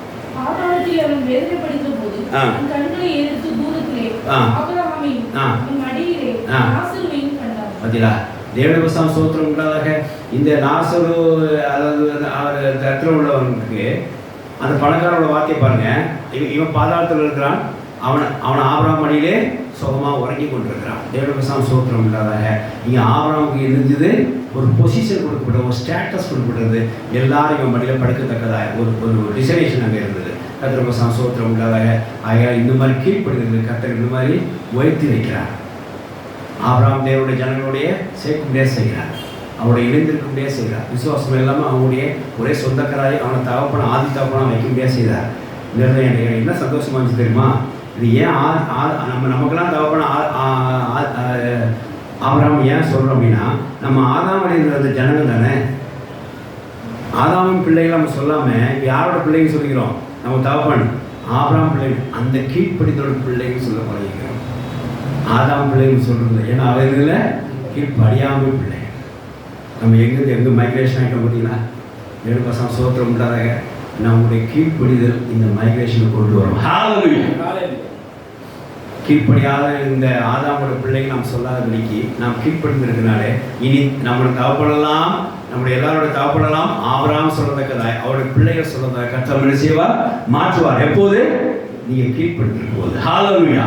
7% சோத்திரம் உண்டாக. நீங்கள் கீழ்ப்படியாமல் இருக்கும்போது ஆதாம் பிள்ளைகளாக இருக்கிற செய்வார். கர்த்தருக்கு சோத்திரம் உண்டாக.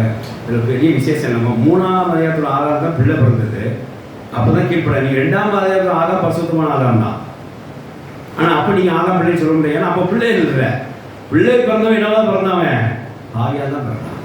கர்த்தருக்கு சோத்திரம் உண்டாக. அப்போ அதனால் நம்ம ஆதாம் பிள்ளைகளை இல்லாமல் ஆபிரகாம் பிள்ளைகளை மாறத்தக்கதாக இந்த கீழ்ப்படிதலை கற்றுக்கொள்ள வேண்டும். கர்த்தருக்கு சோத்திரம் உண்டாதாக. ஆகையினால இந்த 5 டைட்டிலும் ஆபிரகாமுக்கு கொடுக்கப்பட்டது.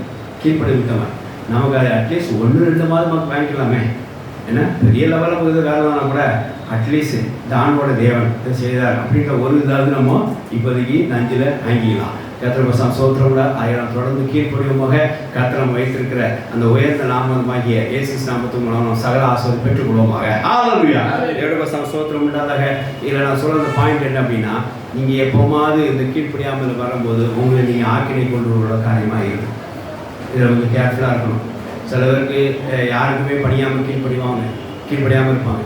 யாருமே பணிஞ்சு கொள்ள மாட்டாங்க, கொடுக்க நியமத்துக்கு ஒத்துக்கொள்ள மாட்டாங்க. இவனுக்கெல்லாம் செய்யணுங்களே யார் என்ன ஆண்டு வச்சார் போனார், நான் ஏன் இவனுக்கு கீழ்ப்படினோம் அப்படின்னு எனக்கு கிடைக்காது. ஒரு விஷயம் நல்லா கேட்டுக்கோங்க. ஆபிரகாம் 5 கீழ்ப்படிதல் நல்லா அருமையாக பார்த்தோம் இல்லையா? ஒரே ஒரு இடத்துல மட்டும் என்ன செஞ்ச மாம்சமாக கீழ்ப்படினான். என்ன உண்டாச்சு தெரியுமா? ஒரு சன்னதி தப்பாக உருவாயிடுச்சு. தேவனுக்கு சோத்திரம் உள்ள ஒரு இடத்துல தப்பாக கீழ்ப்படினான். ஆண்டவர் இது இப்போ இந்த 5 கீழ்ப்படிதல் ஆண்டவர் கீழ்ப்படிதாகும். ஒரு இடத்துல ஆண்டவர் சொல்லாமல் சாராக்கு கீழ்ப்படித்த காரியம் தான் ஆபிரகாம் இஸ்மவேல் பெற்றது. அந்த சந்ததி இப்போ வேறு மாதிரி மாறிடுச்சு. கர்த்தர் சோத்திரம் உண்டாக ஒரு கீழ்ப்படியாமை அப்படி ஒரு காட்டி விட. அதுக்கப்புறம் ஆபிரகாம் அந்த தவறை செய்யலை. அவர் தெளிவாயிட்டார். இன்னைக்கு கர்த்தர் சொன்னா செய்யணுங்களே நம்ம செய்யணும் அப்படின்னு தெளிவாயிட்டார். இஸ்மவேல் அல்ல ஈசாக்கு தான். அதுக்கப்புறம் ரொம்ப தெளிவாயிட்டார். கர்த்தர் சோத்திரம் உண்டாதாக. ஏன் சொல்லணும், ஒரு கீழ்ப்படியாமை அவர் செய்து பார்த்தார்.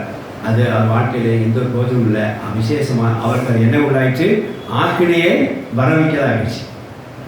ஆனாலும் அதாவது நான் என்ன சொல்றேன், நமக்கு நியமிக்கப்பட்ட எஜமானுடைய அதாவது தேவனுடைய வார்த்தையே அவர் கீழ்ப்படியாமல் நமக்கு கீழே கொடுக்கப்பட்ட அந்த பெண்ணின் வார்த்தை கேட்கிறதுனால உண்டான ஒரு ஆக்கினியாம் அது தெரிஞ்சு விட. இனிமேல் கீழ்ப்படிஞ்சு யார்கிட்ட கீழ்ப்படினோம்? ஆண்டவர் தான் அப்படின்னு அவர் சொல்லப்படி கீழ்ப்படிஞ்சு காமிச்சாரு. கர்த்தர் உயர்த்தினார். ஹல்லேலூயா. தேவனுக்கு சோத்திரம் உள்ளதாக. ஆகையினால் இந்த காரியத்தை நாம் கவனமாக இருப்போம். ஒரு வாசல் வாசித்து முடிக்கலாம். ரோமர் 13:5 வாசித்து முடிக்கலாம். ஆகையினால இந்த கீழ்ப்படிதல் மனதில் ஏற்றுக்கொள்ளுங்க. மனசாட்சியும் கீழ்ப்படிந்து தேவனுக்கு செயல்படுங்க. கர்த்தர் ஏற்ற உயர்த்துவாராக. வாசிக்கலாம். வற்புறுத்தியும் அல்ல, கட்டாயத்து மீதும் அல்ல, முறுமுறுத்தும் இல்லை, வேண்டாம் விருப்பமா அல்ல, மனசாட்சி நிமித்தமும் மனசாட்சியத்தும் செய்யணும் கீழ்ப்படி. ஹல்லேலூயா. அவர் சொல்லிட்டா நான் செய்கிறேன் அப்படிலாம் பண்ணாமல் மனசாட்சியத்துமா என்ன செய்யுங்க? பயபக்தியா கீழ்ப்படிங்க. மனமகிழ்ச்சியோட கீழ்ப்படிங்க. மனசாட்சியோட தைரியமாக கீழ்ப்படிங்க. மனசாட்சியோட என்ன செய்ய? தாமதமின்றி கீழ்ப்படிங்க. மனசாட்சியோட கஷ்டமாக இருந்தாலும் கீழ்ப்படிங்க. இப்படி செய்து தொடர்ந்து கர்த்தர் ஆசீர்வாதம் பெற்றுக்கொள்வாங்க. கர்த்தர் அவரை வார்த்தைகள் ஆசீர்வதிப்பார்கள். ஆமென். ஹல்லேலூயா. ஹல்லேலூயா. நாம் தேவனை ஸ்தோத்திரிப்போம். கர்த்தர் நல்ல வார்த்தைகளை நன்றி செலுத்துகிறோம்.